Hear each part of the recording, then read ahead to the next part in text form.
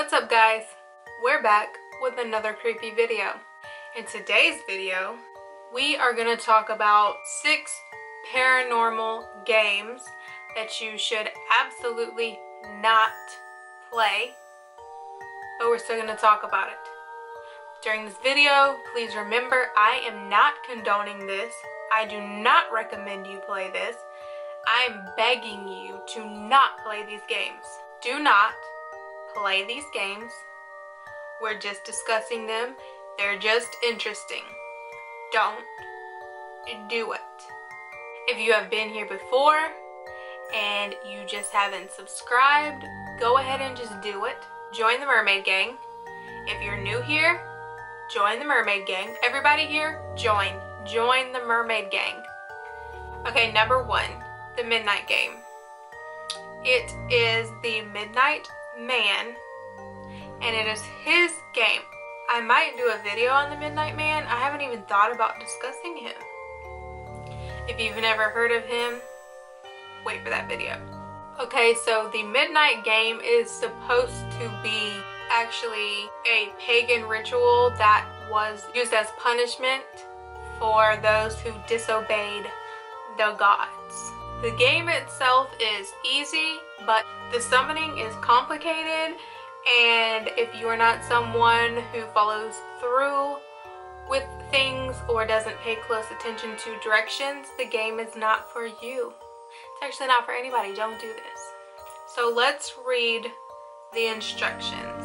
You need a candle and a candle holder, plenty of matches. You cannot substitute the matches for a lighter. You need a pen and paper and something to draw blood with, like something to break your finger or a knife. A wooden front door, salt. Now that you have your supplies, let's sort out what you'll be doing. Everything should be set up and ready before 12 a.m. as you won't have time to go back for everything you need once the game has begun. Do the following. Prick yourself and put a drop of blood on the paper. Gather the rest of your supplies. Place the paper with your name and blood in front of the wooden door. Light your candle.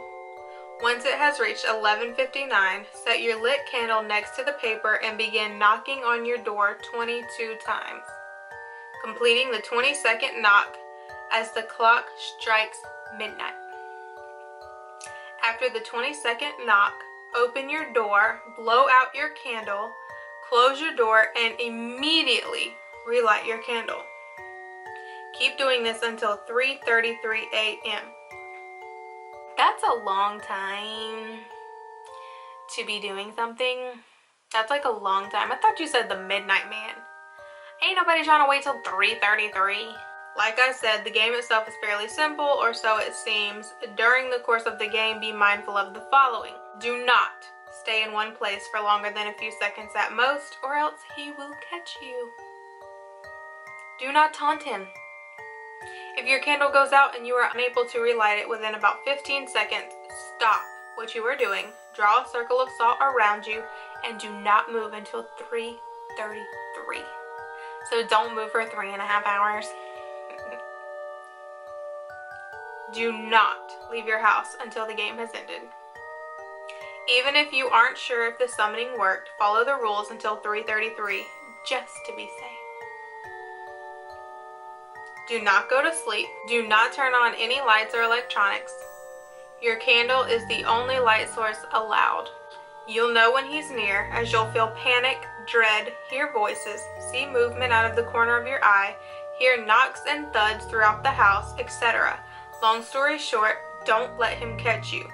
Some say he will make you hallucinate your greatest fear. Some say he will haunt you for the rest of your life. And others say he will rip out your organs one by one if he catches you. If you guys want to try this, you're nuts. So anyway, we're going to move on from that. Number 2, one man hide and seek. So this one is also a ritual, but in this one you're gonna summon a spirit into a doll and then play hide and go seek with the doll. hate that. To do this ritual, you need a doll, obviously, scissors or something else sharp. I need to not show my hands in this video because I just touched up my hair and they're pink. Red thread and a needle, rice, hair and or nail clippings from yourself, salt water in a cup, a bathroom. There is going to be a fair amount of work for this ritual, so you've been warned. So you have to name the doll. It will not work if you haven't named the doll, and it cannot be your name. Once you have everything, go into the bathroom and cut the doll open. Remove all of the fluff and filling, and then restuff it with rice and clippings. Sew the doll back up with the red thread. Use any remaining thread to tie up the doll. Run a bath filled with water. What else is a bath filled with?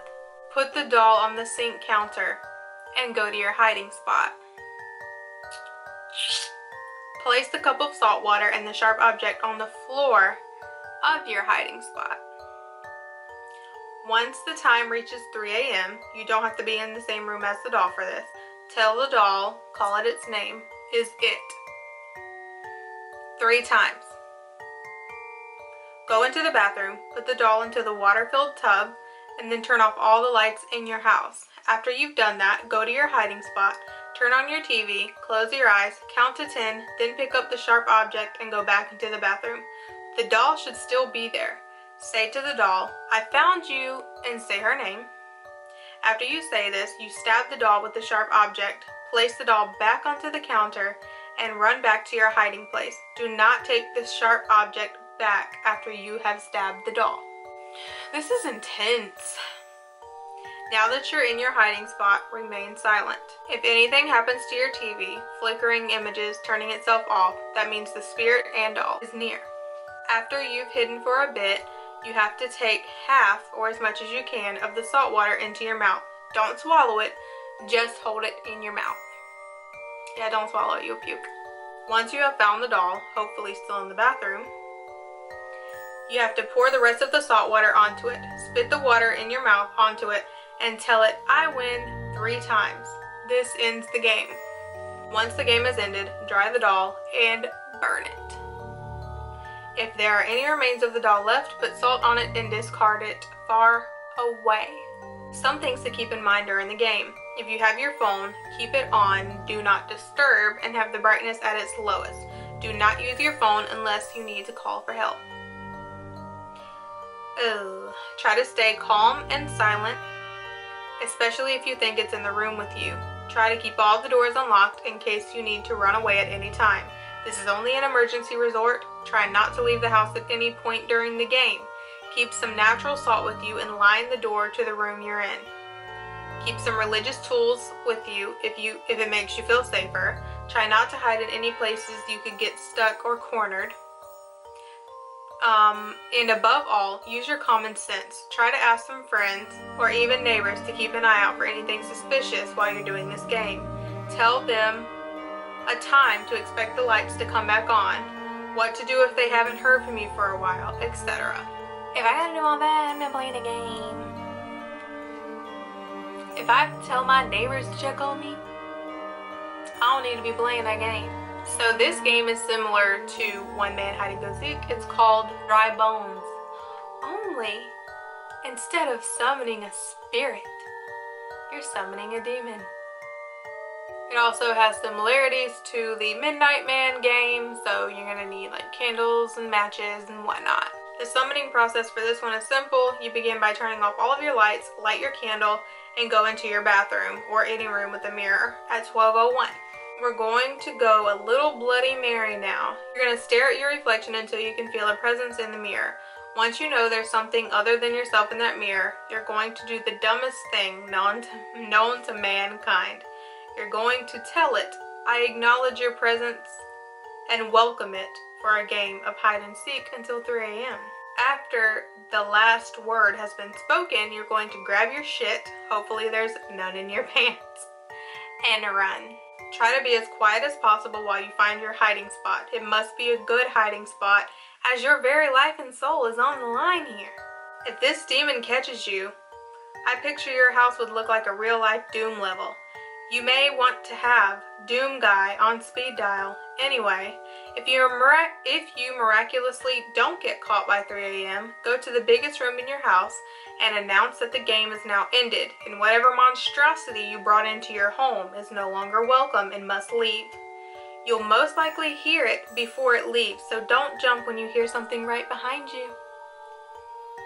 I suppose I should mention why anyone would play this game. If you win, it'll have to grant you a wish. Any realistic thing you want will be yours, material or otherwise. Let me help you out here. You don't need a demon to grant you a wish. You are literally a creator. You have the law of attraction working at your fingertips. You don't need anyone to grant you a wish. You can grant your own damn wishes. The closet game is number 4. It says for this game you'll need a closet, a match, and something to light the match. Basically, you step into a closet with the unlit match and say, "Show me the light or leave me in darkness." And then, you should, if you've done this correctly, you should hear a demon whisper something such as, and I quote, "Surprise, mother flacker." Yeah, I'm trying to be filtered. When you hear the whisper, you must immediately light your match and step out of the closet. If you lit your match fast enough and didn't get pulled into hell, congratulations, you won. What an amazing prize. Oh, and by the way, since you invited that into your closet, you can never go into your closet again because it's still there. Yep. 5. The 11-mile game. I actually think I've heard of this. This is another game to get something you deeply wish for. Yes, I've definitely heard of this one. Just like dry bones, the stakes are high. To do this game or ritual, you need a car or a motorcycle, basically something you can drive. You'd be extra ballsy to do this with a motorcycle, and you need a strong wish. Again, you don't need to ask a demon to answer your desires. You can do it. This is a one-person game. You cannot have any friends with you. Nope, you have to be alone. To find the road, you need to begin your drive at night. Try to choose a late time where there's little to no other drivers on the road. Find a back road inside some dense woods. It has to be inside the forest, not outside or around it. Once you're in the woods, begin driving down the desolate roads until your intuition tells you you've found 11-mile road. Keep your mind and eyes open. You'll know the road when you find it. Now that you have found the road, you can begin driving down it right away or take a moment to stop the car and collect your thoughts. This is the only time during the drive that you can stop the car and or turn back, so choose wisely. If you've chosen to drive the road, before I go over what you can expect, here are some notes to keep in mind during the drive. Do not listen to music or turn on the radio at all. Do not open your doors or windows. Do not stop the car, especially to investigate anything you might hear or see inside the car or outside. Just keep going. Do not use a phone or any other device. And finally, do not drive faster than 30 miles per hour. This one is mainly a safety hazard for you and your car. Okay, now that we've gone over the warnings, here's what to expect now that you have begun your 11-mile drive. First mile. Nothing much will happen. It may get cold. You can turn on the heat if it gets too cold, but keep driving. Second mile. Same as the first mile. Keep driving. Third mile. You will begin to see movement around you. Don't take your eyes off the road. Ignore all movement. Keep driving. Fourth mile. Ignore any voices. Keep driving. Fifth mile. If the trees around you seem to start diminishing, you see a lake and or you see the bright glow of the moon, do not stop driving. No matter how pretty and random it may seem, keep driving. Sixth mile. The trees will turn and all the stars will disappear. You are back in the forest. Ignore the flickering of your headlights. Ignore whatever your radio tells you. Do not attempt to turn off the radio. Keep driving. Seventh mile. Keep ignoring the voices, even if they're coming from your back seat. Do not turn around. Keep driving. 8th mile. Do not stop driving no matter what. Even if your flickering headlights make it hard to see in front of you, slow down, but do not stop driving. Don't stop for anything. No exceptions. Keep driving. 9th mile. Your vehicle may stall. Close your eyes if your vehicle stops. Do not open them for any reason until your car starts. Once your car starts, slam on the gas and keep driving. 10th mile. Don't look in your mirrors, not even to look in your back seat. Keep driving. 11th mile. Your vehicle will stall again in front of a red light. Do not look at it. Close your eyes, cover your ears, whatever you have to do. Just don't open your eyes until your vehicle starts again.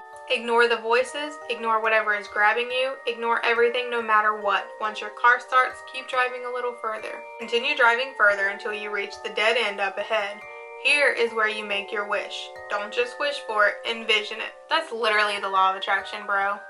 Stop it. Imagine it's with you now. If you wish for something small enough to fit in your pocket, check there. If you wish for something bigger, check your back seat or your trunk. If you wish for something that isn't material, then go back home and wait. It'll come to you very soon. But is there a price, and was it worth it? If you can live with the major PTSD and whatever else followed you from your journey, then you can live happily with your newly gained wish, or you can gladly go down 11-mile road again. No thank you. Number 6, Bloody Mary. Alright, before you all start yelling at me in the comments about how this game is bogus and not scary at all, hear me out. You've probably been playing it wrong the whole damn time, so put away your meat cleavers and pitchforks. Yes ma'am, put away.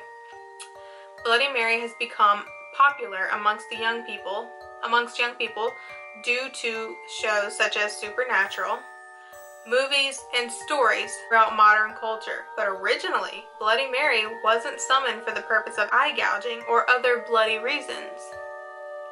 She was summoned for the purpose of showing a woman her future. Oh, interesting. The woman would do a candlelit ritual, I'll detail it below, as well as a modern version of Bloody Mary, and if executed properly, she would either catch a glimpse of her future husband's face, or she would see a skull representing the Grim Reaper, indicating that she would die before marriage. Much less horrifying and way more depressing than today's version, if you ask me. Agree. Since I know that this is what you are all waiting for, I'll detail the spooky Bloody Mary ritual first. For this ritual, you will need a mirror, obviously. Candles, preferably black, yellow, purple, or white. We'll discuss why later. Matches or a lighter. The candle colors mentioned are for protection. White and black, soothing fear, increasing awareness and intuition, purple. And to help open the third eye, yellow. If you aren't spiritual, then the candle color isn't important, but recommended having a black candle to protect and absorb negativity, and or a simple white candle to protect is something I think you should have regardless of your spirituality. To play it, you need to turn off all the lights in the house, or at least in the room that you'll be in. The ritual is best performed during the late hours of 12 to 3, of course. Arrange all but one of your candles around your mirror, on the sides of your mirror. Can be in a shrine formation, or just so you can see a little. The last candle you're going to hold while doing the ritual. Light all the candles, including the one you're holding. Try to calm yourself. Once you're grounded and calm, close your eyes and begin spinning in a circle while chanting her name. Not gonna say it. 13 times, of course. Try and visualize an entity as you chant her name. Bro, you're literally manifesting. All of this shit is manifestation. You will either see her form in the mirror or only catch a glimpse of a shadowy figure leaving your mirror before she mauls you. Oh, love it. Those who have seen her and survived her encounter have described her as a rotting skeletal figure with nothing more than bloody bones, long sharp nails, some rotting flesh, and clumps of matted bloody hair. Some say she's eyeless, and others say she wears the eyes of her past victims. Still, others say she will drag you into the mirror to live with her forever. Now for the more tame historical version of it. For this ritual, all you need is stairs, a dark house, a hand mirror, and a candle. For this version, you need to walk up the stairs backwards while gazing into the mirror. It's said that you'll see your future spouse's face in the mirror or the skull of the Grim Reaper. If you see the Grim Reaper, you're destined to die before marriage. That's it. I told you it was tame. Bloody Mary goes by many names and has many variations to her ritual. Okay, so that was all of them. I'm going to put my disclaimer again. Do not play these. First of all, they're dangerous. I'm not obviously a believer of these very much, but at the same time, you just might invite something that you don't want in, a really bad energy that you don't want. So let's don't do these games. I just wanted to discuss them. They're just creepy and interesting to learn about. Actually, I've probably seen Brittany44 do all of these on her channel, so if you want to see somebody do it, go on over to Brittany44. You probably know who she is. Don't recommend you doing it. Anyway, if you found this video interesting and you're not going to do these things, like my video, make sure you join the Mermaid Gang. Also, go in my description box and subscribe to my family channel with my family, my husband and our son and our dogs. Turn on my notifications so that you do not miss when I upload. And if you made it this far, thank you so much for watching. Leave me an emoji or something in the comments to let me know you did make it this far. I really appreciate everyone who watches these videos. And we out.